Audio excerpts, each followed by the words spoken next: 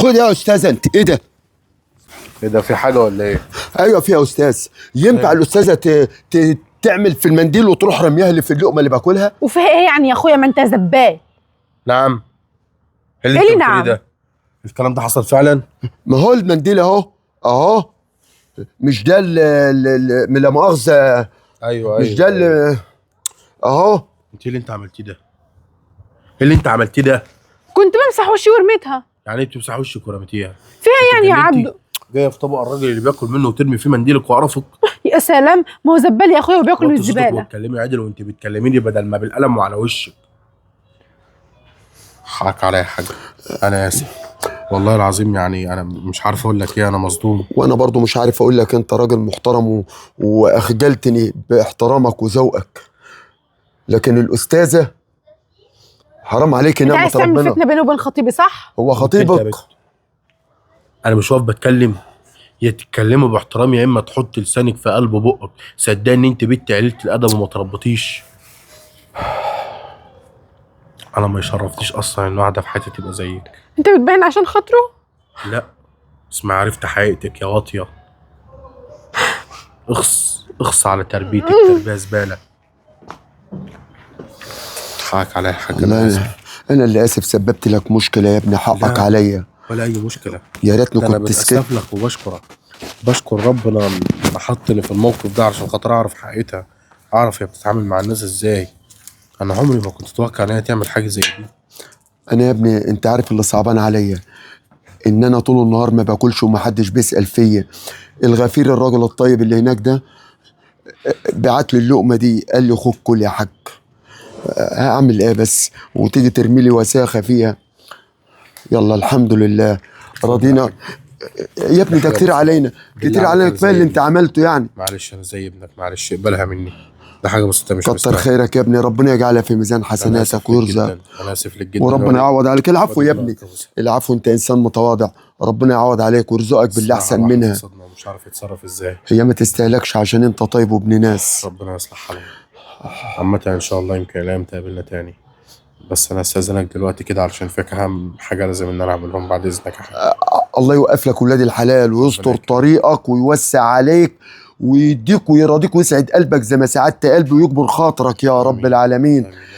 ربنا يرزقك. يا سلام ونعم الناس. صحيح في ناس وناس، ربنا يبارك للي يعمل خير للناس البسطاء اللي زينا. ايوه. ايه مالك يا حبيبتي بتعيطي ليه؟ يرضيك كده يا ماما اللي عمله معايا؟ عمل معاكي ايه؟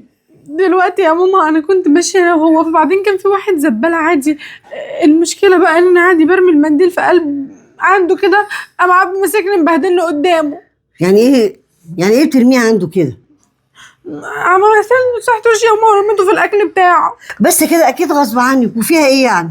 انا بقول لك يا ماما هو غصب عني، بس عبده مسكني زعلني وبهدلني. يا نهار ابيض، زعقلك وبهدلك كمان قدام الراجل؟ يعني بيقل منك عشان واحد زبال في الشارع يعني ولا ايه؟ ايوه يا ماما قل مني. لا بقول لك ايه، انا دلوقتي هتصل بيه هزقه وهكلم اخوكي ياخد لك حقك تالت ومتلت منه. ايوه يا ماما انا عايزاكي تكلمي اخويا عشان يجيب لي حق من السافل ده. اقعدي انا هكلمه. بصي يا ماما بصراحه كده انا ما عملتش حاجه غلط. انت شايفه اللي انا عملته ده تصرف غلط؟ لا طبعا ما فيهاش حاجه، وبعدين غصب عنك يروح مهزقك ومبهدلك ويشتمك. لا وتمشي كده يا حبيبه قلب امك، دمتك كده على خدك يا حبيبتي. لا ده لازم يتعلم الادب. ايوه كلمي عليه يا ماما يلا. حاضر يا حبيبتي، هكلمه دلوقتي واقول له تعالى.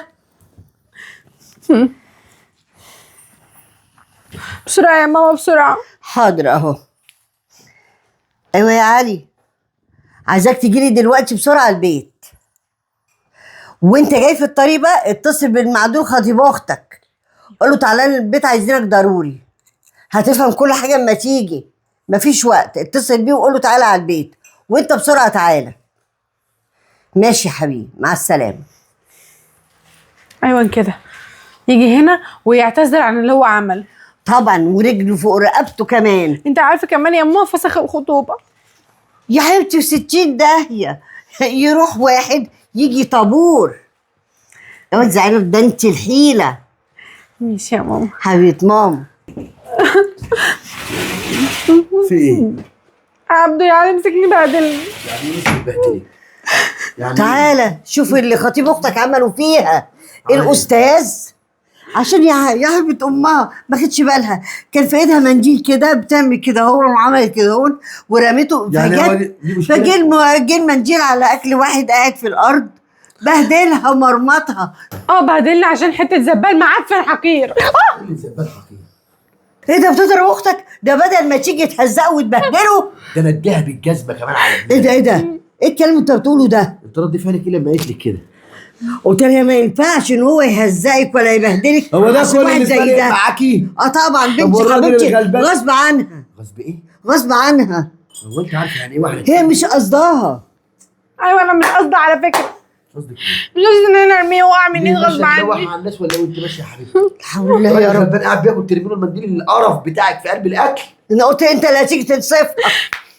والله بس انصفها. عليك يا علي بجد. اقعدي انصف مين؟ انصف مين؟ اروح امك. ايه في ايه؟ في ايه؟ في ايه؟ كملي يا حبيبتي كملي، وبعدين بقى بعد ما رميت المنديل في الاكل ايه اللي ضاع؟ هزقته ومشيت. هزقت مين؟ الزبال عشان كده ايه خطيبك عمل ايه بقى؟ انفسخ الخطوبه. على ان انا لو مكانه كان خلى القلم ده نزل على وشك زلزال طلع لك طعم اشتراك الشمال ده خالص. ايه اللي انت بتقوليه ده؟ ايه ياما الكلام ده؟ هي اكيد عملت كده عشان اتفاجئت من رد فعله. رد فعل ايه ياما؟ انت عارف اختك يعني بص رقيقه بلا رقيقه بلا طويله بلا مش عارف ايه. انت عارفه ان بنتك من ساعه ما مشيت مع شويه الاشكال الزباله اللي هي بتمشي معاها اصحابها دول علموها التناكه ورفعت مناخيرها لفوق. اقسم بالله هكسر لك ضلع عشان يطلع لك غيره. سامعه ولا لا؟ سامعه. اتعلمنا ياما ان الواحد ما يجيش على واحد كبير ولا واحد غلبان. مش نيجي على الناس الغلابه عشان هم يا عيني على الله حكايتهم. صح. لو انت عشان يعني الله مصاب مقعدك في شقه زي دي فيلا وبره جنينه خلاص هتفتري على الخلق يا بنت ولا ايه؟ لا فوقي قسما بالله من النهارده اروح اوديكي في البيت القديم لو ناسياه وهتنسى اصلك. وانت الواجب عليكي تبقي قدوه ياما تعلمي بنتك ازاي. ما انا قلت هي تحترم غصب الناس. عنها برضو، هي مش قصدها يا ياما علي، البني ادم مش لما يبقى قصدها. غصب عنه ويرمي حاجه بيعتذر مش فعلا. بيبجح صح ولا ايه؟ صح انا غلطانه. فعلا. عرفت برضه فعلا. تقول لي عبده خطيب اختك. انا عارف عبده محترم عمره ما يعمل حاجه وحشه. هتريك انت اللي قلت الادب وناقصه ربايه وانا هربيكي من جديد. وقسما بالله ما في خروج بره تاني. اصحابك دول مش هتشوفوهم تاني. سامعانا مع امك؟ سامعة. وامك قاعده اهي وسامعه. ماشي. وانا هكلم عبده واروح اشوفه فين اما نشوف اخرتها معاك يا بنت امي. ماشي انا ماشي. تعالي يا اختي. ازيك يا حاج عامل ايه؟ أهلاً يا وسهلاً. حاج اتخضيت ليه عامل ايه؟ طبعا انت مستغرب ان هي جات لك. انتوا عايزين مني ادي وقت؟ يا حاج احنا مش عايزين منك حاجه. انت راجل شكلك راجل شقيان وتعبان والله وشرف لاي حد تبقى ابوه. انا اختي غلطت في حقك وعارف ان هي غلطت وجايه تتاسف لك وتبوس على دماغك ولو عايزه اخليها تبوس على جسمك اخليها تبوس. هي تبقى اختك؟ للاسف. ازاي مش عارف؟ انت انسان طيب ومحترم مش يا شكلك عم خالص. لا يا لا عم اسمعني والله انا بس الشيطان غلب عليا، لكن والله العظيم انا كويسه حتى اسال اخويا. هي متربيه كويس بس المشكله في كم واحده من صحباتها كده ماشيه معاهم علموها التناكه ورفعت المناخير. لكن انا كسرتها لها ما تقلقش. بص يا بنت الناس انت اختي واللي يصيبك يصيبني. عشان كده انا بجيبك في الدنيا عشان تتعلمي من الدنيا كتير. عشان انا اتعلمت وشقيت وشفت كل حاجه. الراجل ده راجل شقيان وتعبان، راجل بتاع نظافه بينظف الوساخه بتاعتنا. يعني الراجل ده لو مش موجود هتبقى الوساخه دي حوالينا في كل حته. يا عم الحاج حقك عليا، اعتبرني بنتك الصغيره وغلطت، وانا والله العظيم اوعدك ان بعد كده مش هكرر حاجه من دي تاني ابدا. اتمنى يا بنتي انك تعملي كده فعلا وتطبق الكلام ده مش تراضيني وبس. انا بالنسبه لي عشان اخوك الطيب ده انا مش زعلان ومسامحك، بس يا ريت تتعلمي من غلطاتك. اوعي تيجي في يوم من ايام على راجل غلبان زي حالاتي. لازم السماح بسرعه مهما كنت غلطت فيهم. شوف على طول سامحك. انا اسفه يا عم وحقك عليا. خلاص يا وربنا بنتي. يعلم والله العظيم انا زعلانه قد ايه وضميري مأنبني قد ايه.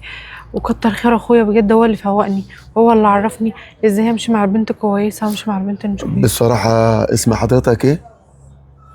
علي. يا استاذ علي، انا كل اللي مقصر في الموضوع كله الاستاذ الطيب اللي كان معاها. عبده انا هروح رضاني. له، انا هروح له انا واخويا وهعتذر له، ومفيش اي حاجه. وانا عارفه ان عبده كويس وهو بيحبني، وهو عارف كمان ان انا محترمه وبنت ناس، بس انا بس اللي حالي هو فلت شويه. الموضوع فيه سوء تفاهم وهي فهمت غلطها يا حاج، واتمنى ان انت ما تكونش زعلان. لا انا مش زعلان، سامحت في حقي عشان خاطرك وعشان مجيتك لحد وأنا هنا. ورايح احنا عيالك، لو احتجت اي حاجه البيت التاني اللي جنبك اهو. يلا يا أيوة. عم. يعني احنا جيران، طبعا. يعني ليه عليك حق.